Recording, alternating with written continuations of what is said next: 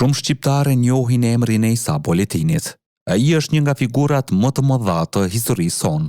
Një burr që nuk u përkul kurrë dhe që luftoi për kombin në një nga periudhat më të vështira të tij. Por ajo që pak njerëz e dinë është se në ato ditë të errëta të vitit 1912, pranë tij ishte edhe një burr tjetër, po aq i fortë në shpirt, Ahmed Delia. Historia e tyre fillon në Kosovën që po digjej nga lufta.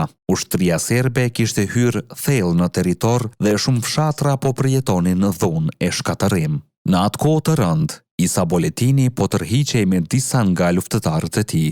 Rruga e tij e çoi në Prekaz, në konakun e mikut të tij të vjetër, Ahmed Delis. Aty kaluan një natë gjatë duke biseduar për gjendjen e Kosovës, për pushtimin dhe për fatin e shqiptarëve. Ishte një bisedë burrash që e dinin se çdo vendim që do të merrnin mund të ndryshonte shumë gjëra. Isa Boletini tregoi Ahmed Delis se në Shqipëri po përgatitej një kuvend i madh. Shqiptarët po mendonin të shpallnin pavarësinë dhe ai ndjente se duhej të ishte atje. Prandaj i tha mikut të tij që të shkonte me të. Të nesërmen u nisën bashk, por gjatë rrugës ndodhi diçka që sot duket si një moment i madh në historinë shqiptare. Ahmed Delia u ndal dhe pa nga Kosova. Ai mendoi për njerëzit që po mbeteshin pas, për gratë dhe fëmijët që nuk kishte kush t'i mbronte.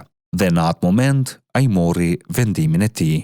Isa vazhdoi rrugën drejt Vlorës, drejt shpalljes së pavarësisë së Shqipërisë, ndërsa Ahmed Delia u kthye prapa drejt Prekazit. Pak ditë më vonë, ai do të binte në një përballje me forcat serbe, duke mbrojtur komshinjt dhe vendin e tij. Kjo ngjarje na tregon diçka shumë të rëndësishme.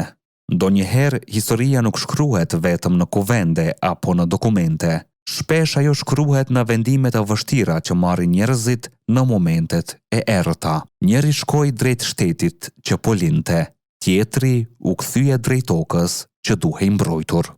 Dhe të dy mbetën pjesë e historisë shqiptare.